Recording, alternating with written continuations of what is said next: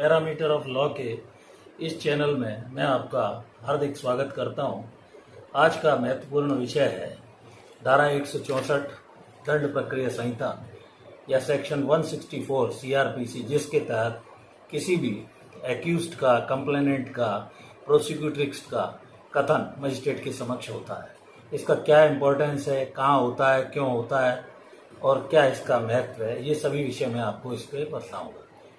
Offence जैसे ही commit होता है तो इन्वेस्टिगेशन करना पुलिस का कार्य होता है। इन्वेस्टिगेटिंग ऑफिसर एफआईआर होने के बाद उस प्रकरण की विवेचना या इन्वेस्टिगेशन करता है।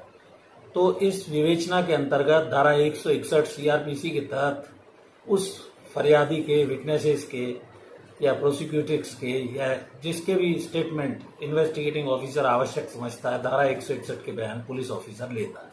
लेकिन धारा 164 के कलमबद्ध बयान मजिस्ट्रेट के समक्ष इन प्रकरणों में और किन स्थिति में पुलिस ऑफिसर को यदि ऐसा लगता है कि मजिस्ट्रेट के समक्ष धारा 164 का कथन करा दिया जाए तो उस कथन की क्या एविडेंशियरी वैल्यू है, साक्ष्य क्या मूल्य है, ये मैं आपको बतलाता हूँ। धारा 164 का जो कथन है वो किसी भी मजिस्ट्रेट के समक्ष, चाहे उसे जुरिस्डिक्शन हो, क्षेत्राधिकार हो या ना हो, कराया जा सकता है। दूसरे, ये एक्यूज, कंप्लेनेंट या प्रोसिक्यूटर्स का हो सकता है। इसके अलावा एनी मजिस्ट्रेट, चाहे वो मेट्रोपॉलिटन मजिस्ट्रेट हो, मेट्रो सिटी में अपराध से संबंधित कन्फेशन को रिकॉर्ड करेगा या स्टेटमेंट लेगा। लेकिन उस व्यक्ति को या विटनेस को या एक्यूज्ड को या प्रोसिक्यूटर्स को यह समझा देगा कि इस स्टेटमेंट या कन्फेशन का जो इम्पोर्टेंस है वो ये है कि किसी भी वक्त आपके विरुद्ध ये साक्ष्य में न्यायालय के समक्ष उपयोग में लाया जाएगा। आप इसको करने के लिए आबद्ध या बाध्य नहीं है। इन्वेस्टिगेटिंग ऑफिसर उसे जब लेकर मजिस्ट्रेट के समक्ष जाता है तो उसे शपथ पर बयान बिफोर रिकॉर्डिंग वो मजिस्ट्रेट काफ़ी समझाएगा। कन्फेशन आपका जो है वो एक्सप्लेन भी उसको ये करेगा और समझाएगा कि आप बाउंड नहीं है, आपके अगेंस्ट ये किसी भी समय कोर्ट में आवश्यकता पड़ने पर यूज हो सकता है। धारा 161 की स्थिति ये है कि उस बयान पुलिस अधिकारी ओथ पर नहीं लेता है, जबकि 164 का कथन मजिस्ट्रेट के समक्ष शपथ पर लिया जाता है। धारा 164 का जो कथन है वो ऑन ओथ होने पर मजिस्ट्रेट के समक्ष पहले उसको समझाएगा, फिर ओथ पर होता है, इस कारण उसके हस्ताक्षर भी कराए जाएंगे। बाद में उस कथन का मूल्य कोरेबोरेशन के रूप में जब कभी मामले में ट्रायल ऑन मेरिट चलती है तो उसकी एविडेंशियरी वैल्यू यह है कि कॉन्ट्राडिक्शन के रूप में उसका उपयोग किया जा सकता है। इसके विषय में 2-3 मामले अत्यंत महत्वपूर्ण है, माननीय सर्वोच्च न्यायालय के समक्ष हुए हैं। एक Kartar Singh versus state of Punjab का मामला था, जिसमें कहा गया था कि मजिस्ट्रेट की यह ड्यूटी है कि वह अभियुक्त या प्रोसिक्यूटिव या कंप्लेनेंट को यह समझाएगा कि वो इस तरह का कथन या स्टेटमेंट देने के लिए कलमबद्ध बयान आबद्ध नहीं है और इसका एविडेंस के रूप में भी उसके विरुद्ध प्रयोग हो सकता है। इसके अलावा एक Shivappa versus state of Karnataka के मामले में कहा गया कि मजिस्ट्रेट ये समझाएगा कि वो एक्यूज्ड या व्यक्ति वो स्टेटमेंट करने के लिए बाध्य नहीं है।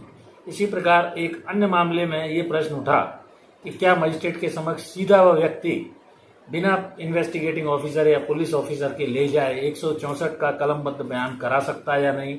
तो इसका अर्थ है वह नहीं कर सकता है। ऐसा जोगेंद्र नायक वर्सेस स्टेट ऑफ उड़ीसा के केस में कहा गया। उन्होंने कहा कि कोई भी विटनेस, कंप्लेनेंट या प्रोसिक्यूटिव सीधा न्यायालय के समक्ष, मजिस्ट्रेट के समक्ष इंडिविजुअली नहीं जा सकता है। ऐसा कोई प्रोसीजर ही सीआरपीसी में प्रिस्क्राइब नहीं है। ऐसा करने से बहुत सारे व्यक्ति फिर मजिस्ट्रेट के समक्ष कभी भी उपस्थित होकर अपना कथन कलमबद्ध बयान के रूप में 164 के रूप में, कलमबद्ध बयान के रूप में कराने पहुंच जाएंगे और इससे सीधे मजिस्ट्रेट के समक्ष जाने से डायरेक्टली जो है कोर्ट को कोई व्यक्ति फिर अप्रोच करेगा, इतना बर्डन हो जाएगा कोर्ट के ऊपर। इस कारण ऐसा कोई प्रोसीजर नहीं होने से उसे मान्य नहीं किया जा सकता है। तो इस प्रकार मैंने आपको धारा 164 सीआरपीसी या दंड प्रक्रिया संहिता 1973 के तहत कलमबद्ध बयान मजिस्ट्रेट के समक्ष कब होते हैं, कौन कराता है और इसकी क्या एविडेंशियरी वैल्यू है, ये बतलाया।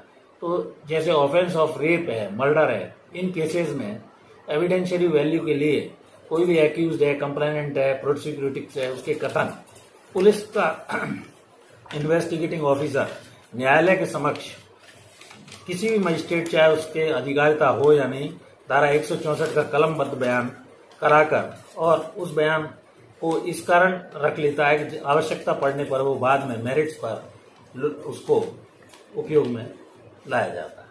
Thank you for watching this video. आपसे अनुरोध है कि आपने अभी तक मेरे इस चैनल पैरामीटर ऑफ लॉ को सब्सक्राइब कर ही लिया होगा, ऐसा मैं मानता हूँ।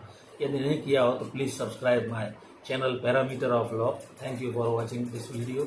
और इस वीडियो को अपने मित्र, साथियों तथा परिचितों को लाइक और शेयर अवश्य करें। Thank you for watching this video. नमस्कार।